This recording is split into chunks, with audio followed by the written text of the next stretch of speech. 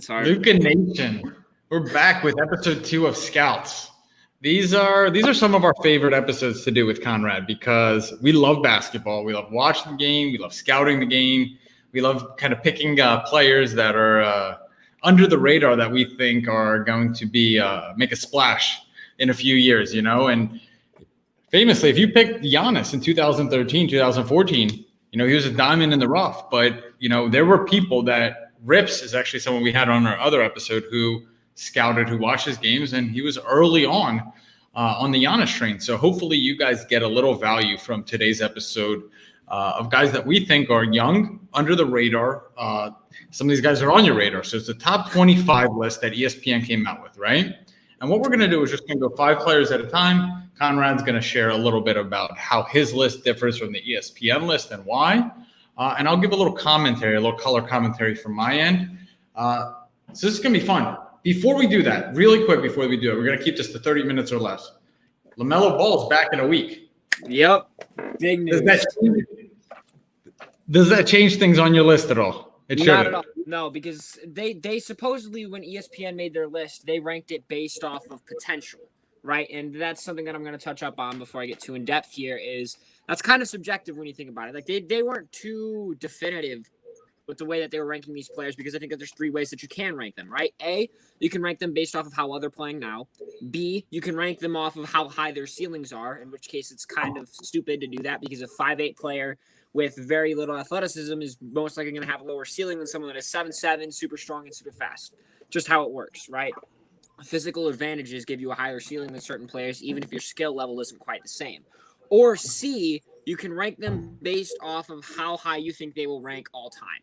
And in my opinion, that's what I'm doing today. I'm not ranking them based off of how well they're currently playing or something like that. This is realistically where I think they will rank all time. This also factors in their team situation, stuff like that. Just what I realistically think that when everyone on this list retires, where they will rank if we were to put all these guys in a list once again, and rank them out of their all-time lists. Right? I love that. Yeah, go ahead. No, I love that. And that's smart. It's a combination of the two. So are you going to go 25 to 1 or are you going to go 1 to 25? I'm going to go 25 to 1 because you always have to save the best for last, right? Even though it's going to be kind of obvious, I think, to most people. I still want to at least end with, you know, some of the best players on the list. And before I get going, I'm actually just going to give 4 quick honorable mentions. I'm not going to go too in-depth on them. These guys aren't in any particular order whatsoever, but we have Colin Sexton, Malik Beasley, Lonzo Ball, and John Collins. All kind of could have, like, all of them kind of deserve to be on this list, maybe in the lower 20s. I know that Lonzo Ball and John Collins were in the bottom 2, I think 25 and 23 on the list as far as ESPN goes. Whether it's team situation or their age and their ceiling is limited, I just didn't decide to put them on this list, at least in my top 25, right? Now, starting us off, the bottom 5, I have RJ Barrett, Alexis Pokaszewski, Jonathan Isaac, Bol, and Anthony Edwards. There's going to be a lot of controversy, I think, in this list as far as where I've ranked certain players. I can tell that you obviously have a couple of things you want to say. So go ahead. Let me know what you're thinking. Well, I mean, I think RJ Barrett has proved his ceiling is incredibly high. I think that I don't know. I kind of agree. I kind of disagree. He certainly shocked me this year. I thought he was going to really struggle because they have 0 floor spacing, and he's a guy that needs a lot of floor spacing in order to be able to create for himself at the rim, right? He shocked me. He's still done very well this year, although I think he's doing very well. But here's the thing. We haven't seen him be super successful as far as like a number 1 option goes. He still lacks defense. He still lacks versatility on offense. He can't run your offense.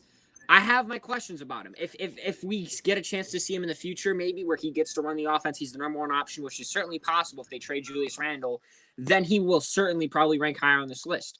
But at the moment, I don't feel comfortable putting him any higher than 25, although I do definitely think he deserves to be on this list. And honestly, when I rank these players, they're all relatively close. But, you know, it just happens to be that there's a pretty large gap as far as the numbers go between whatever 10 and 25 or something like that. Then next up, Alexis Pokaszewski, super raw player. I don't know what the hell he could accomplish. He has potential to legitimately be the best player on this entire list when it's all said and done. But he's super raw. He's kind of got a frame where you're like, his prime is going to be very short. He's probably going to get injured relatively soon unless he puts on a lot of weight and isn't quite as athletic or running around as much on the floor. I'm putting him at 24 just because I I don't think he's going to quite as much reach his ceiling, but I do think he'll be a very competent player, be a very impactful player as like a third option, maybe at best, on a championship team during his prime.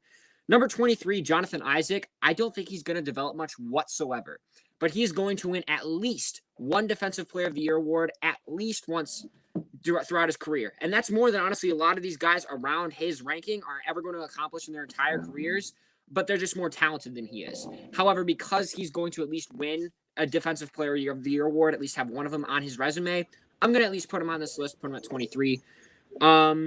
Next up, 22, Bull. I love the kid. He's super talented. I think he deserves more of a shot than what he's getting in Denver. But I would be shocked if he made it past 30 in the league. I mean, he's just got that frame where his knees are very concerning. He might get injured soon, something like that. It's just very scary, and that's the only reason I have him down here. I just don't think that he's going to quite have the longevity to really push himself higher up on the list, although talent-wise, he's probably within that upper echelon out of all the guys on this list. And then finally, 21, I don't think a lot of people are going to like this one, but Anthony Edwards. I think that his rookie season is getting a bit overhyped. He has been pretty inefficient most of the year, although he had a really nice hot streak of 20 or so games not too long ago. But just ridiculously inefficient. One of the worst front offices in the entire league, so I don't know if they're going to be able to rebuild a good team around him or at least put the right pieces around him. Next year, he's going to have Karl-Anthony Towns, Malik Beasley, and D'Angelo Russell all getting the ball before he does, most likely, maybe D'Angelo Russell gets less touches or Malik Beasley gets less touches, but regardless, he's not going to be getting as many touches as he is currently getting today, right? And that's why I have him on this list. I said he would be a bust because I was afraid that he would retire early on because he didn't love the game enough, at least originally. But I think that was just a way for him to try to plummet his draft stock a little bit. So he didn't go to the Timberwolves, but that didn't really help things, right? So that's my bottom five. Do you want to move on? Yeah, go ahead. ESPN had, let me read just ESPN. So maybe we'll have a graphic of it. They had Colin Sexton 25th, Lonzo Ball 24th, Jared Allen 23rd, John Collins 22nd, Tyrese Halliburton 21st, right? That's the list you're working off of? Yep. Cool. Yep. The only one, so I love those, and obviously there's going to be discrepancy, so we're just going to go your list. I'm with you. So I love Anthony Edwards as a personality, but he's one of those guys that needs 22 shots to get like 18 points. Yep. If you look he's like you said, he's incredibly inefficient and he's a volume shooter. And even though he's a volume shooter, like D'Angelo Russell was a volume shooter, but he's someone that even though he got a lot of shots, he could go on runs and, he could make 6, 7, 8 in a row. Anthony Edwards doesn't even have that. He doesn't even have that. So there have been very few games I've seen where he shot over 50% from the field. Most have been 30 and 35%.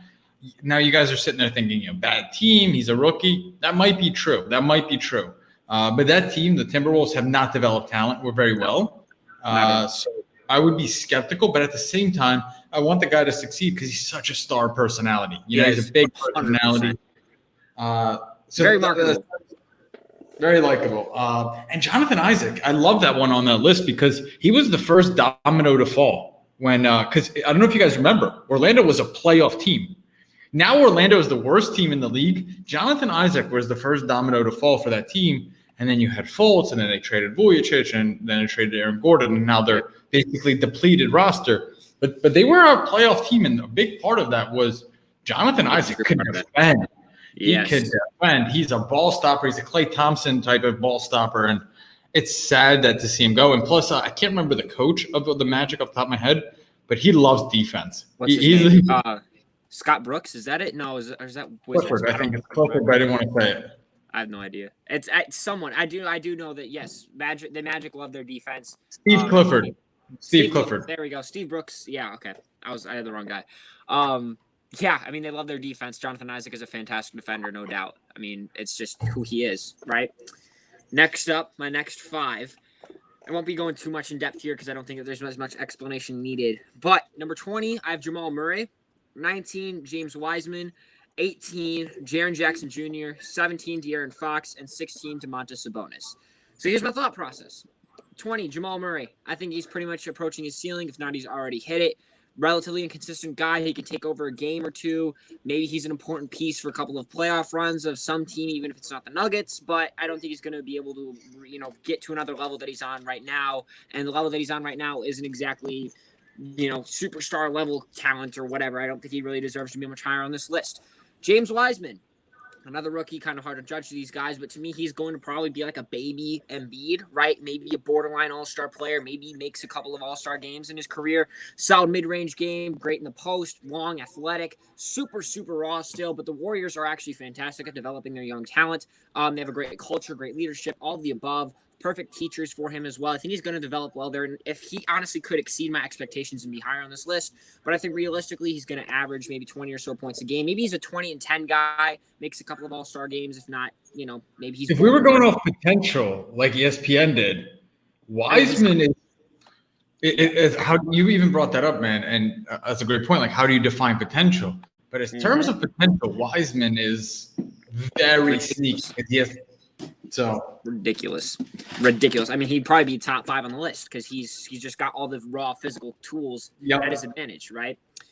And then 18, Jaren Jackson Jr. I don't really know for sure what to expect from this guy, but he's an excellent defender, super versatile. We have yet to see him come back from his injury, which is why I put him here. I thought it was a safe pick, not too high, not too low. Felt just right.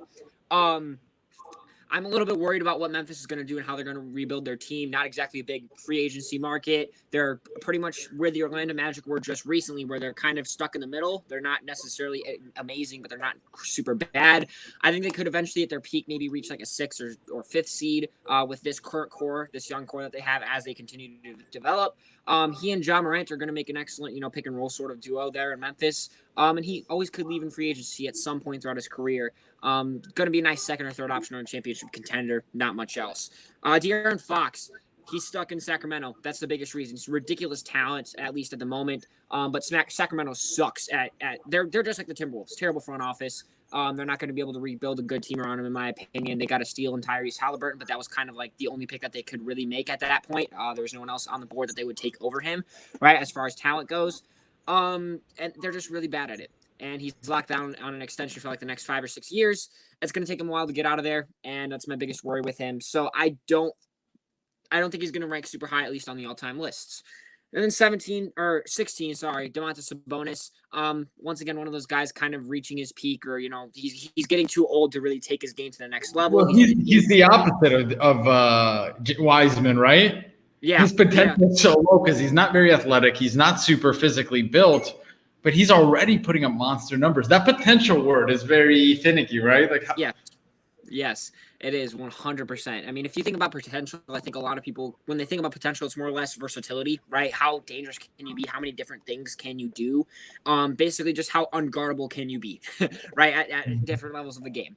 And with Sabonis, I mean, I don't expect his game to be much different than it is today, where he just really works himself in the post, is an excellent paint beast, if you want to call him that. And I mean, he's in Indiana. I have no clue what the direction is with my own franchise. We really struggle with that, at least at the moment. So, it's a sensitive subject. We'll do a special Conrad episode dedicated to his Pacers at the end of the year. They're getting blown out by the Spurs. I'm not going to. Yeah. So ESPN's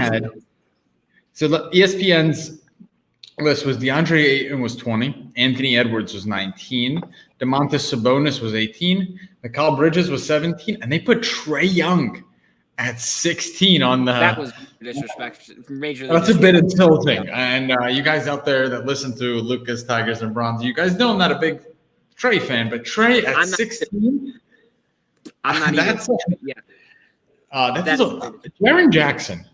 Yeah. The guy is 20 years old. I think maybe just turned 21. He's a baby. He was a monster on the Grizzlies. I can't understand for the life of me how he hasn't played this season. It was a meniscus injury, and I'm just going to guess that it was more crucial than we really thought. It was worse than we originally thought, or they were trying to tank without actually tanking because they were like middle of the pack and they wanted to at least land a relatively solid draft pick. So they're like, hey, sit out a couple more weeks, really rest up. We'll put you in a couple of games at the end of the season, but let's see if we can go from an 8th seed to a 10th or 11th seed and maybe land like a top 10 draft pick rather than having an outside. Fair. But guys, I mean, we're in April here, right? April 19th as we're recording this. The bubble was August. And remember, the Grizzlies did not make the playoffs. So I think he got into the game before the Portland Trailblazers, that playing game. So we're talking about like early August, and here we are in April. That's over 7 months for a meniscus injury. Meniscus injury is a 6 to 8 week injury. So I don't know, man. That to me is more. I have more questions than answers. It makes no sense. I wonder if the injury wasn't even a meniscus injury, or if there's something else that there's got to be something that we obviously just don't know what's going on, right? It's way too long, considering the timeline that it should have been and the timeline that it has been at the moment, right? Well, let's keep rocking. Right. This is where it's getting good. This is where it's getting good. 15-1. 15-10. We're going to be approaching the top 10. 15 through 11. Number 15, I have Brandon Ingram. Number 14, I have Jaylen Brown. Number 13, a guy that many people were very upset with on ESPN's list, I have Lamella Ball. Number 12, I have Jamal Marant. And number 11, I have Bam Adebayo.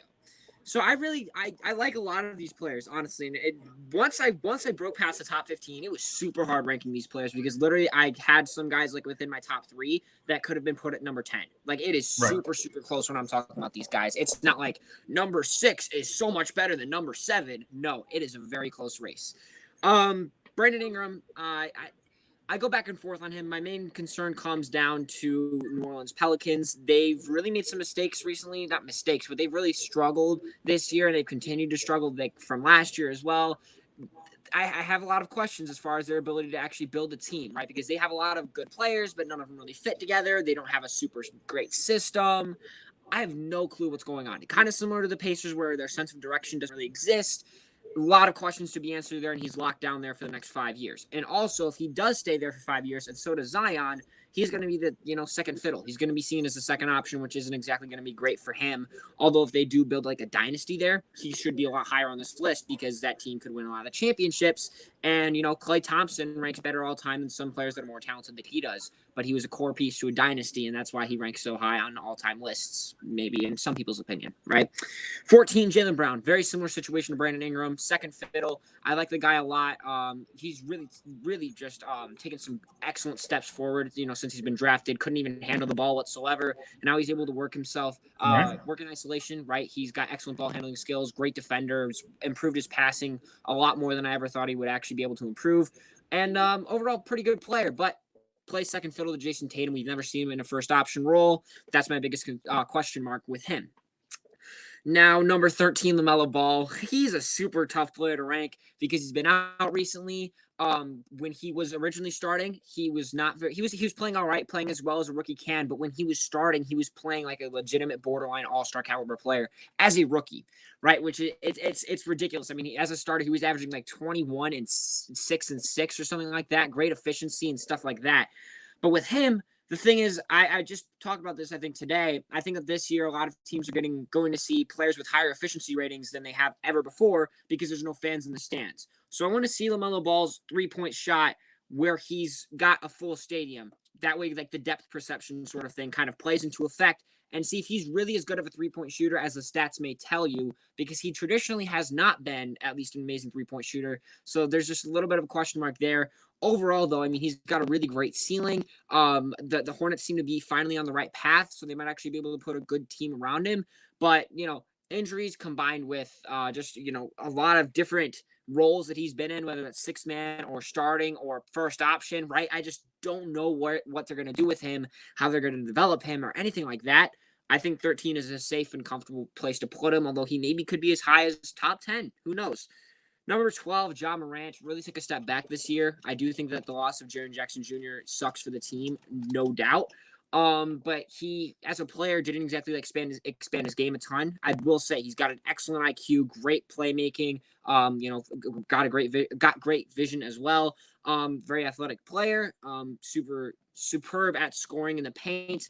But other than that, his game is, not super versatile. So he's maybe a little bit easier to guard. Memphis isn't a big market. It's all the same things with Jaren Jackson Jr., but without the injury and more or less with the lack of improvement that you may have expected from Jamal Murray coming into this season. Number 11, Bam Adebayo. I really love Bam Adebayo, so hopefully there's not too much bias coming in on this one, but I do love Bam Adebayo, and I think this is a fair ranking from at 11. If he was seen as a number one option before, I would have him higher, but overall, he's developed into a good mid-range scorer. excellent scoring in the paint, super versatile defender, in my opinion. One of, if not the best defenders, maybe the best defender in the entire game today besides Giannis, honestly, and that's kind of crazy to say.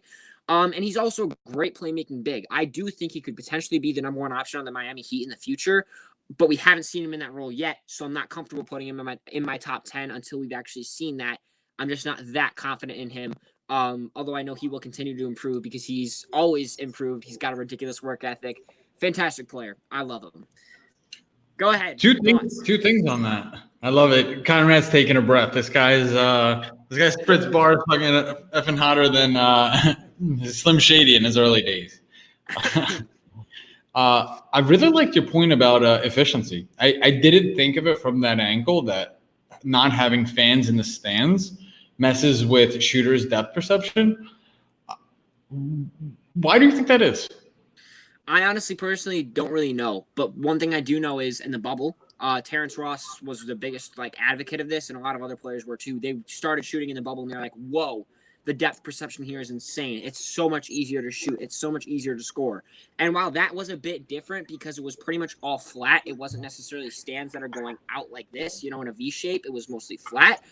It's still something to say where you can literally see how many rows of fans there are versus having an empty stadium where it's kind of dark in the seats and stuff like that. There's not as much noise. They're not as noticeable, right? Yep. So, and also it's all the same color. It's all black or gray or whatever color the seats are. Whereas when you have fans in the stands, there's going to be different colored jerseys, people wearing all different kinds of stuff, different color hair, sunglasses, people holding crap up. It's super distracting. That's probably my reason as far as depth perception goes, at least this year. I was picturing a magician. So, I don't know if you've ever seen magic tricks.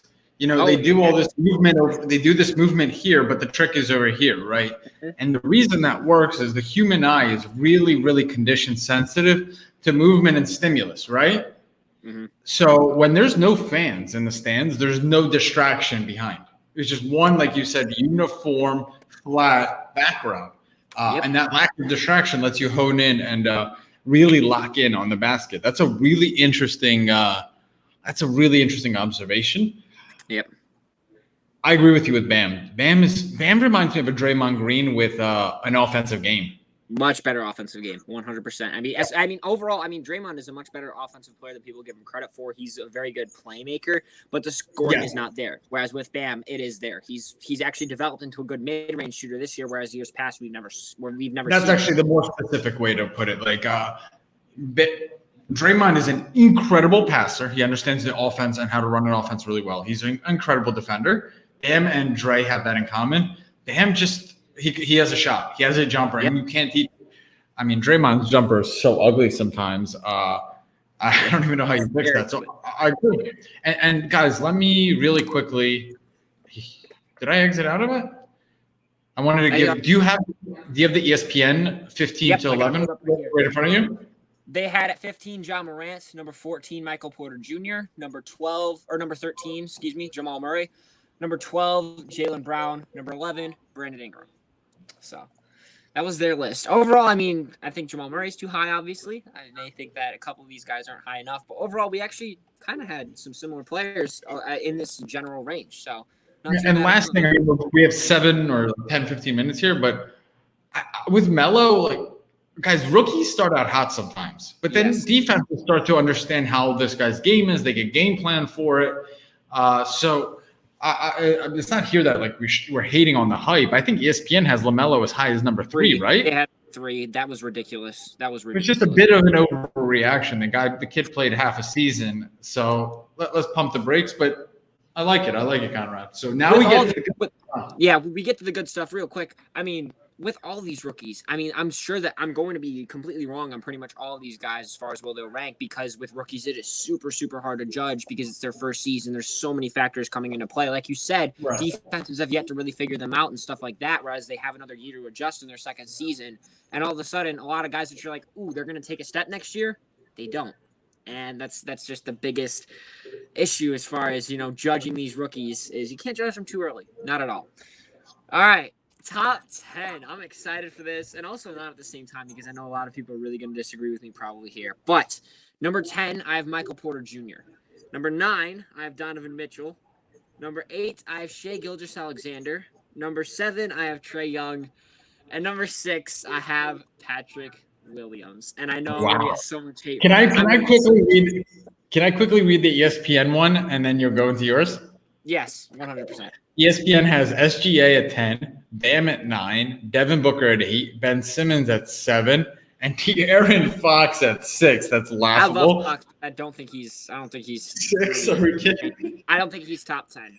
They put Trey at 16 and De'Aaron Fox at 6. Let's not even go. Sorry. Well, I mean, it's all for clicks. Obviously, they do it all for the clicks. But I'll get into this. So, I know I'm gonna get so much hate and backlash for this, but I don't really care.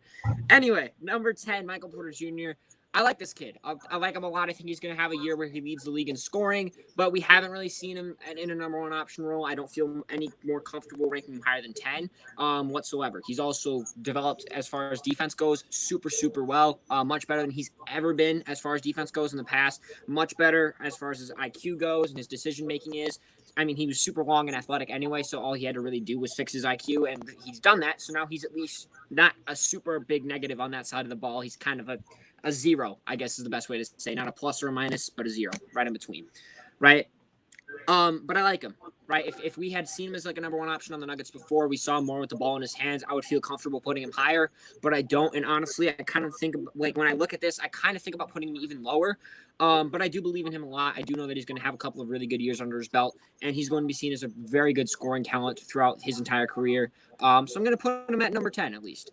Number 9, Donovan Mitchell. I don't have too much to say about this guy. I do think that the fact that he's in Utah is going to hurt him a bit because, I mean, obviously he just recently signed an extension, so he's going to be there for a couple of years.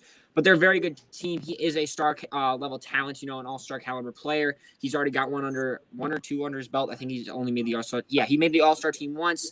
And very good scoring talent, solid at running your offense, although I wouldn't say he's amazing. I don't really think that Utah is going to be able to land anything that takes them over the hump and helps them win a championship for sure and helps make them contenders for the next 3 to 5 years. I just don't see it. And I think it's going to take a while for Donovan Mitchell to really reach like a championship. And I also don't know for sure if he'd be a number one option on a championship contending team. I think he would probably be a number 2 in my opinion. Number 8, Shai Gilgeous-Alexander. I personally don't think that he's similar to Donovan Mitchell. I don't think he's going to be seen as a number one option as far as talent goes, and like if he can carry your team or be the number one option on a championship contender. But what I do know is the Thunder have 17 first-round picks and 17 second-round picks for the next 7 or 8 drafts or something like that, or 10 drafts or something along those lines. And they found a lot of diamonds in the rough. They have an excellent young core in Shay, Lou Dort, Darius Baisley, potentially Alexis Pokaszewski, Moses Brown. They just signed Gabriel Deck, I think, from overseas. I have no clue how good he is, but I mean, Sam Presti's kind of a genius when it comes to these things. And while you're not going to get a star with every single one of these picks, they're bad now, so they're tanking. They're probably going to land a star-level player in the next couple of drafts. They have 34 picks that they can use to trade for a superstar or something like that. At some point, whether it's next year or 7 years from now, the Oklahoma City Thunder will be a dynasty and a championship contender that is very hard to beat. And because of that, Shai is going to get a lot of credit on the all-time lists. And I know that for sure. So I'm going to put him at 8 because of it, even if I don't think he's going to be leading them to a championship. Number 7, Trey Young. I would consider myself a Trey Young hater every single day before I consider myself a Trey Young fan, right? I'm not a big fan of him. I hate the way that he plays. Him and Luka and I guess Curry, where they draw the fouls by jumping into a defender. I hate that crap. And that's one of my biggest reasons for quote-unquote hating on the guy, but there's no denying his talent. He is a good three-point shooter, although I do think he's a bit overrated in that aspect. Fantastic vision in playmaking. Excellent ball handler. At the moment, I don't think that Atlanta is going to be the best place for him, which I do think is going to make it a little bit harder for him to rank higher on these lists. But I do know that he can leave for a team in free agency, and he will be at a number 1 or number 2 option there. And at some point, I would expect him to win a championship in either of those roles, and that's a pretty big thing to accomplish. And that's going to be the narrative for a lot of these guys once we get higher on the list. It just kind of comes down to they're very talented. They can leave their current team for a different team in free agency, and if they team up with the right other teammates, then they can win a championship, and that's going to push them up in the all-time rankings. And then number 6, Patrick Williams. I don't want to waste too much time here, so I'm going to try to make this quick. But I believe in Patrick Williams a lot. Now, the ceiling on this guy is super hard to say. I think at his peak, not at his peak, but his max ceiling would be Kawhi Leonard, but a much better playmaker. Do I expect him to reach that level? Not at all. I think he's going to be a little bit worse than Kawhi. Super similar play style, completely. Like, I really wouldn't be shocked. But I do think he's going to be averaging like 23 to 24 points a game.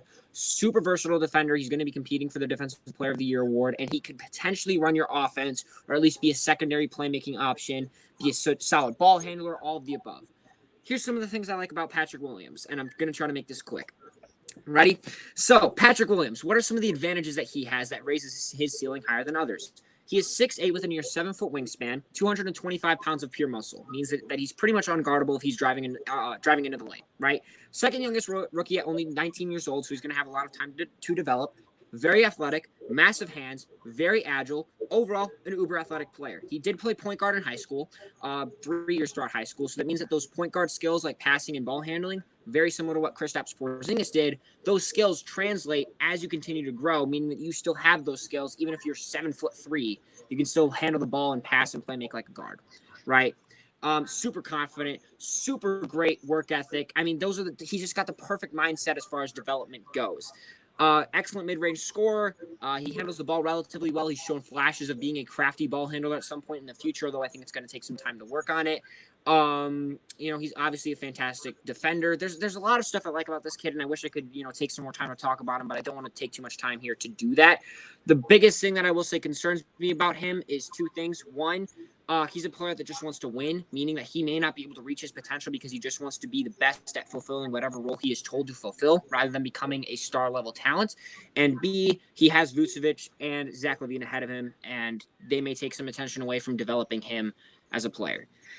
So both those guys are like 7-8 years older than him, so he'll have plenty of time to develop. And no, I love the comp. What you just said there about SGA makes me a believer in him way more long term. Guys like SGA that make it difficult sometimes to invest in, they don't have these flashy plays that make SportsCenter, right? So the guy's good, but you're like, he doesn't garner attention, right? And in the hobby, in the sports card hobby specifically, you need to captivate attention. Let's think about Jamal Morant for just 1 second. The guy had a good rookie season, but by no means was he, out of this world amazing. He had a good rookie year, and then he had a really, in my opinion, a disappointing sophomore season. But why do we talk about Jamal Morant? Because of his missed dunks. We talk about a guy because of his missed dunk. Panini made a card of Jamal Morant because he missed a dunk on Kevin Love. Yeah. It's partially laughable, but partially really important to understand of how attention and flash matters. But you know what the most flashy thing is? Winning. Championship winning and being in contention. Well, Oklahoma City have how many? I don't have enough hands to count. It's how many? 34 picks in the next, I want to say 7 to 10 drafts or 8 drafts or something like that. It's insane. It's insane. So they're going to be getting the best of the best talent. Presti has been, the guys drafted Durant, Ibaka, Harden, Westbrook, Reggie Jackson's the worst of those 5, and he's even a starting point guard. Victor Oladipo and Domantas Sabonis as well. The guy's able. He knows how to draft. He knows how to scout. By the way, Presti, if you're listening to this episode, we'd love to have you as a guest on Scouts. Yes, we would actually. I would love to talk to Sam Presti. I love that man. He's a genius. Look how excited that kid got. All right, and now we go to our top 5. This is not going to be as exciting because I think it's going to be obvious to a lot of people. At least like the top 2 is. But anyway, we already went through the 10 through 6 as far as ESPN goes. So my top 5. Conrad, you're under 25. You're on my top 25 under 25. I could be. I'm number 1. Put me over Luka Doncic every single day. No way does he deserve to be higher than me on ESPN's list. That is stupid. Anyway. Number 5, Devin Booker. Number 4, Jason Tatum. Number 3, Ben Simmons. Number 2, Zion Williamson. And number 1, Luka Doncic. I love the look on your face when I said Ben Simmons because I do think that a lot of people know I talk down on Ben Simmons actually a lot, but I do have him as number 3 on this list. So ESPN has Jason Tatum at 5, Donovan Mitchell at 4, LaMelo at 3, Zion at 2, Luka at number 1. Yeah.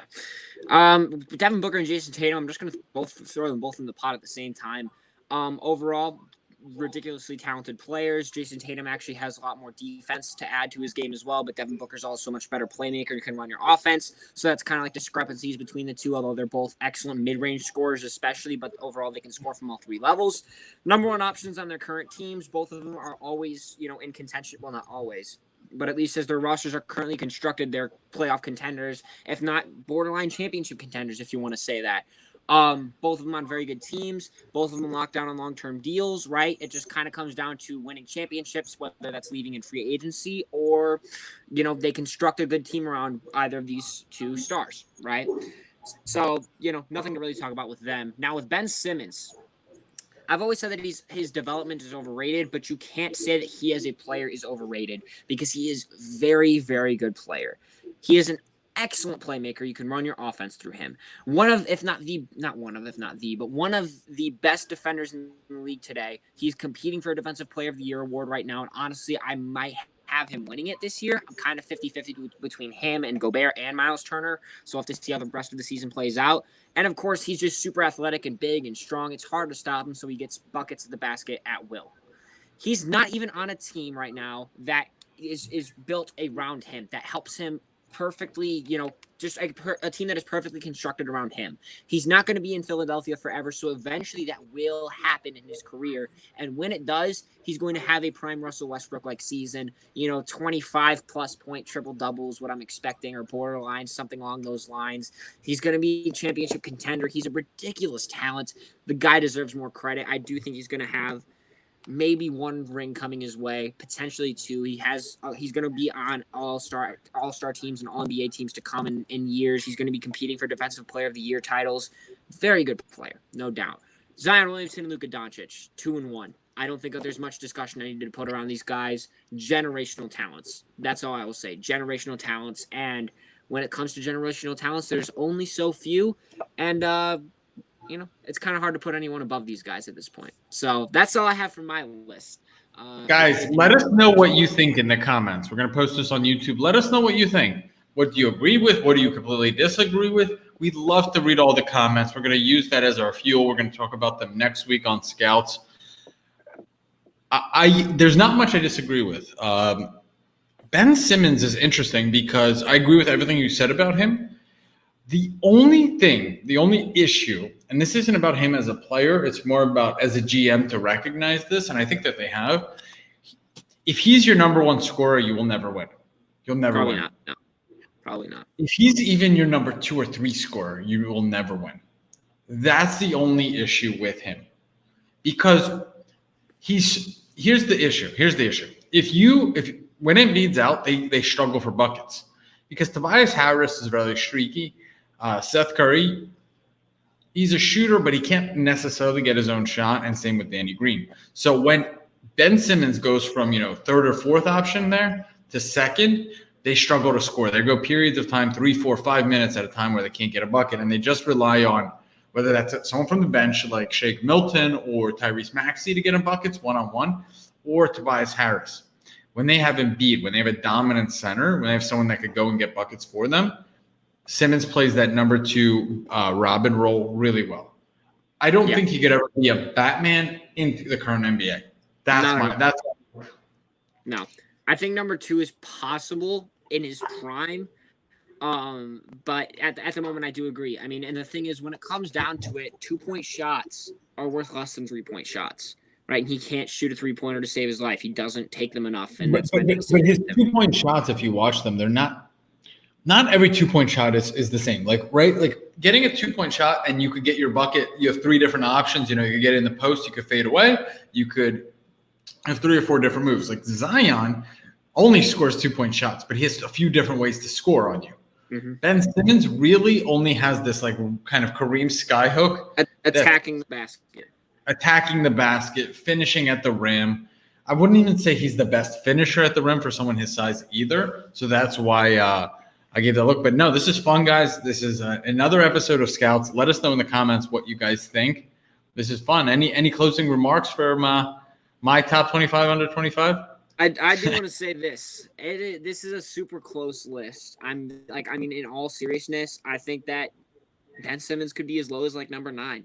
Like, so seriously, don't take this too seriously when I say if he is 5 spots ahead of Shai Gilgeous-Alexander, that I'm saying he is 5 times the player of Shai Gilgeous-Alexander, because I don't mean that whatsoever. It is a very, very close race. Here's what I'll close out with. I think Patrick Williams will be a star in this league. And if you want to talk to me about it, send me a DM at Luka Nation _Conrad on Instagram, and I will talk to you about all the reasons why I firmly believe in this kid. Maybe I'll even make my own video about it sometime soon. You've said this since day one, man. Here's exactly how it went. Watched the draft, saw him get picked at 4. I had no idea who this kid was. I was like, who Patrick Williams picked at number 4. He wasn't even projected to be like in the first round. Who is this kid? I did research that same night. What I said is best player in the draft. He's going to be the best player in the draft. I think it's going to take 3 to 5 years before we really see it. He'll be the best player from this draft class. No doubt in my mind. I've never felt more confident. And it's crazy to say that because in some days I'm like, you're an idiot. But I really believe in him. So maybe we Cage and I did an episode, and I mean Patrick Williams drafted at 4, so it's a lottery pick. You shouldn't sneak up on anyone. But we said this draft reminds us of the 2013 when there's not really a clear-cut number 1 like there was last year. So very interesting. I mean, you heard it here first. That's another episode of Scouts.